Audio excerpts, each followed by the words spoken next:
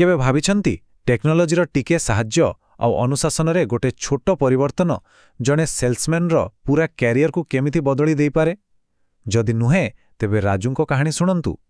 ଏ କାହାଣୀ ପ୍ରମାଣ କରିଦେବ ଯେ ହଁ, ଏହା ବିଲକୁଲ ସମ୍ଭବ। ଆସନ୍ତୁ ମିଶିବା ରାଜୁଙ୍କ ସହିତ। ସିଏ ଏଫ୍ଏମ୍ସିଜି ସ୍ନାକ୍ସ ଦୁନିଆର ଜଣେ ସେଲ୍ସମ୍ୟାନ୍। ଆଉ ଏ ଦୁନିଆଟା କେମିତି ଜାଣନ୍ତି ତ? ଏଠି ସବୁକିଛି ବହୁତ ଫାଷ୍ଟ। ପ୍ରତିଯୋଗିତା ଏତେ ଯେ ଗୋଟେ ଭୁଲ ମାନେ ଆପଣ ଖେଳରୁ ବାହାର। ରାଜୁ ବହୁତ ପରିଶ୍ରମୀ ଥିଲେ, ସେଥିରେ କୌଣସି ସନ୍ଦେହ ନାହିଁ। କିନ୍ତୁ କିଛି ଗୋଟେ ଥିଲା ଯାହା ତାଙ୍କୁ ଆଗକୁ ବଢ଼ିବାକୁ ଦେଉନଥିଲା। ଗୋଟେ ଅଦୃଶ୍ୟ ବାଧା ଯାହା ତାଙ୍କ ସବୁ ଚେଷ୍ଟା ଉପରେ ପାଣି ପକାଇ ଦେଉଥିଲା। ତାଙ୍କ କ୍ୟାରିୟର ଯେମିତି ଗୋଟେ ଜାଗାରେ ଅଟକି ଯାଇଥିଲା। ତେବେ କ'ଣ ଥିଲା ସେହି ସମସ୍ୟା? ଆସନ୍ତୁ ଟିକେ ଭିତରକୁ ଯିବା, ରାଜୁଙ୍କ ଦିନଚର୍ଯ୍ୟାକୁ ଦେଖିବା ଆଉ ଖୋଜିବା ତାଙ୍କର ସମସ୍ୟାର ମୂଳ କାରଣ। ଦେଖନ୍ତୁ, ପ୍ରକୃତ ସମସ୍ୟା ତାଙ୍କ କାମ କରିବାର ନଥିଲା କି ତାଙ୍କ ପାଖରେ ଦକ୍ଷତା କମ୍ ନଥିଲା। ସମସ୍ୟା ଥିଲା ତାଙ୍କ ସିଷ୍ଟମରେ, ତାଙ୍କ ଅଭ୍ୟାସରେ ଓ ତାଙ୍କର ସେହି ବିଶୃଙ୍ଖଳିତ କାମ କରିବାର ତରିକା। ତାର ପୂରା ହିସାବ କିତାବ ତାଙ୍କ ମାସିକିଆ ରିପୋର୍ଟରେ ସଫା ସଫା ଦେଖାଯାଉଥିଲା। ତାଙ୍କ ରିପୋର୍ଟ କାର୍ଡକୁ ଦେଖିଲେ ହିଁ ସବୁ ଜଣାପଡ଼ିଯାଉଥିଲା। ଦେଖନ୍ତୁ, ମାସକୁ 4 ଦିନ ତ ଗାୟବ, ପ୍ରତିଦିନ ଲେଟ୍। ଆଉ ସବୁଠୁ ବଡ଼ କଥା ହେଲା ଡିଏମ୍ଏସ୍ ମାନେ ଡିଷ୍ଟ୍ରିବ୍ୟୁଟର ମ୍ୟାନେଜମେଣ୍ଟ ସିଷ୍ଟମ। ସେଥିରେ ପଞ୍ଚିଂ ଠିକ୍ ନଥିଲା। ରିଅଲ ଟାଇମ୍ରେ ଗୋଟିଏ ବି ଅର୍ଡର ନୁହେଁ, ପୁରା ଅଧାପନ୍ତୁରିଆ କାମ। କିନ୍ତୁ ଏସବୁ ତ କେବଳ ନମ୍ବର। ବାସ୍ତବରେ ଏହାର ପ୍ରଭାବ କ'ଣ ଥିଲା? ଫିଲ୍ଡରେ ତାଙ୍କ ସେଲ୍ସ ଉପରେ ଏସବୁ ଛୋଟ ଛୋଟ ଭୁଲ କେତେ ବଡ଼ କ୍ଷତି କରୁଥିଲା, ଆସନ୍ତୁ ଦେଖିବା। ରାଜୁଙ୍କର ସବୁଠୁ ବଡ଼ ଦୁର୍ବଳତା ଥିଲା ସମୟ, ଆଉ ତାଙ୍କର ସବୁଠାରୁ ବଡ଼ ଭୁଲ। ସକାଳ 10ଟା ବଦଳରେ ବଜାରରେ ପହଞ୍ଚିବା ବେଳକୁ ବାଜିଯାଉଥିଲା 12ଟା। ଦେଖନ୍ତୁ, ସ୍ନାକ୍ସ ବିଜନେସରେ ସକାଳ ସମୟଟା ସୁନା ଭଳି। ସେତେବେଳେ ରିଟେଲରମାନେ ଫ୍ରେଶ୍ ଥାନ୍ତି, କଷ୍ଟମର ବି କିଣିବା ମୁଡ୍ରେ ଥାନ୍ତି। କିନ୍ତୁ 12ଟାରେ ପହଞ୍ଚିବା ମାନେ ଖେଳ ଆରମ୍ଭ ହେବା ଆଗରୁ ହିଁ ଅଧା ମ୍ୟାଚ୍ ହାରିଗଲା ଭଳି। ରାଜୁ ଦିନର ଅଧା ସେଲ୍ସ ସେମିତି ହିଁ ହରାଉଥିଲି। ଆଉ ପ୍ରଥମ ଭୁଲ ଥିଲା ତାଙ୍କର ଅନୁପସ୍ଥିତି। ସେ ଯେଉଁ 4 ଦିନ ଆସୁନଥିଲେ, ସେହି ଜାଗାଟା ତ ଖାଲି ରହିବନି ନା। ପ୍ରତିଯୋଗୀମାନେ ସେହି ମୌକାର ଫାଇଦା ଉଠାଉଥିଲେ। ସେମାନେ ନିଜ ପ୍ରଡକ୍ଟ ଆଣି ରଖିଦେଉଥିଲେ, ଆଉ ଡିଷ୍ଟ୍ରିବ୍ୟୁଟରଙ୍କର ପୂରା ସେଲ୍ସ ଚେନ୍ଟା ଗଡ଼ବଡ଼ ହେଇଯାଉଥିଲା। ତାପରେ ଦ୍ୱିତୀୟ ଭୁଲ, ଲାଇଭ୍ ଡିଏମ୍ଏସ୍ ପଞ୍ଚ ନ କରିବା। ଏଟା କମ୍ପାନୀ ପାଇଁ ଗୋଟେ ରେଡ୍ ଫ୍ଲାଗ୍ ଭଳି ଥିଲା। ଯେତେବେଳେ ଜଣେ ସେଲ୍ସମ୍ୟାନ୍ ଦୋକାନୀ ସାମ୍ନାରେ ଅର୍ଡର ପଞ୍ଚ କରୁନି, କମ୍ପାନୀର ସନ୍ଦେହ ହେବା ସ୍ୱାଭାବିକ।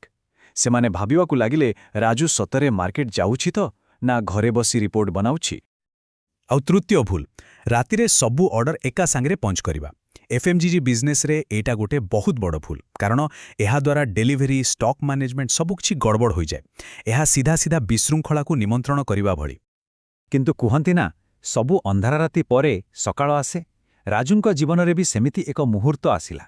ଗୋଟିଏ ଛୋଟ କଥାବାର୍ତ୍ତା ଯାହା ତାଙ୍କ କ୍ୟାରିୟରର ଦିଶା ହିଁ ବଦଳାଇ ଦେଲା। ତାଙ୍କ ସୁପରଭାଇଜର ତାଙ୍କୁ ଡାକିଲେ ଆଉ ମାତ୍ର ଗୋଟିଏ ବାକ୍ୟ କହିଲେ, କିନ୍ତୁ ସେହି ଗୋଟିଏ ବାକ୍ୟ ହିଁ ନିଆଁର ଏକ ସ୍ଫୁଲିଙ୍ଗ ପରି କାମ କଲା। ସେ କହିଲେ, ରାଜୁ, ତମ ସମସ୍ୟା ତମ କାମରେ ନାହିଁ, ତମ ସମସ୍ୟା ତମ ସିଷ୍ଟମରେ ଅଛି। ବାସ୍ ଏତିକି କଥା।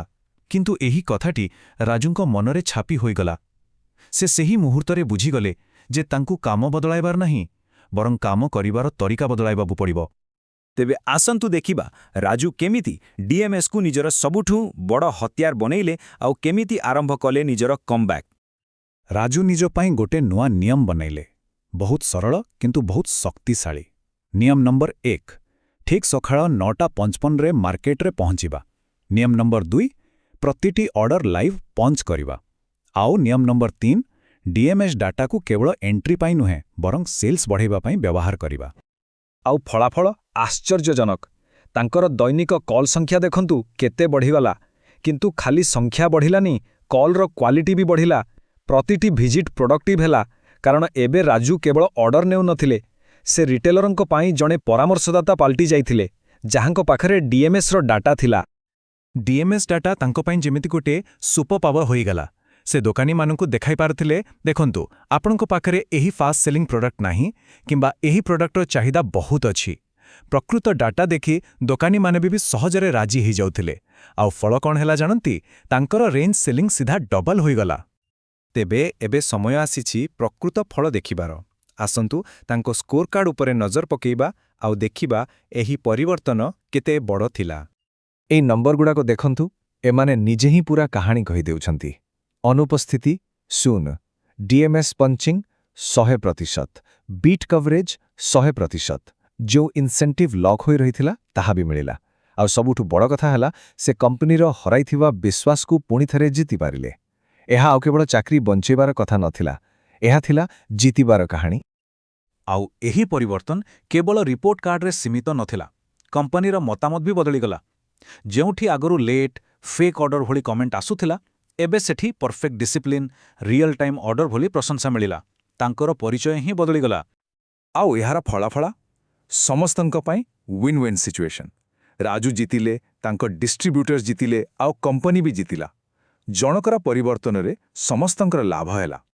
ଶେଷରେ ରାଜୁଙ୍କ କାହାଣୀରୁ ଆମେ ଗୋଟିଏ ବହୁ ବଡ଼ ଶିକ୍ଷା ପାଉଛେ, ଆଉ ସେଇଟା ହେଲା ଆଜିର ଯୁଗରେ ଶଗଡ଼ ଗାଡ଼ିର ଚିନ୍ତାଧାରା ଆଉ କାମ କରିବ ନାହିଁ। ଯେତେବେଳେ ସ୍ନାକ୍ସର ଦୁନିଆ ଏତେ ଦ୍ରୁତ ଗତିରେ ଆଗଉଛି, ସେଲ୍ସମ୍ୟାନଙ୍କର ଚିନ୍ତାଧାରା ମଧ୍ୟ ସେତିକି ଦ୍ରୁତ ହେବା ଦରକାର। ଏହି ଗୋଟିଏ କଥା ହିଁ ପୂରା କାହାଣୀର ସାରାଂଶ। ତେବେ ରାଜୁଙ୍କ କାହାଣୀ ଶେଷରେ ଆମ ସମସ୍ତଙ୍କ ପାଇଁ ଗୋଟିଏ ପ୍ରଶ୍ନ ଛାଡ଼ିଯାଉଛି। ଆମ ନିଜ କାମରେ, ଆମ ନିଜ କ୍ଷେତ୍ରରେ ଏମିତି କେଉଁ ଶଗଡ଼ ଗାଡ଼ିର ଚିନ୍ତାଧାରା ଅଛି ଯାହା ଆମକୁ ଆଗକୁ ବଢ଼ିବାକୁ ଦେଉନାହିଁ? ଟିକେ ଭାବିବେ କି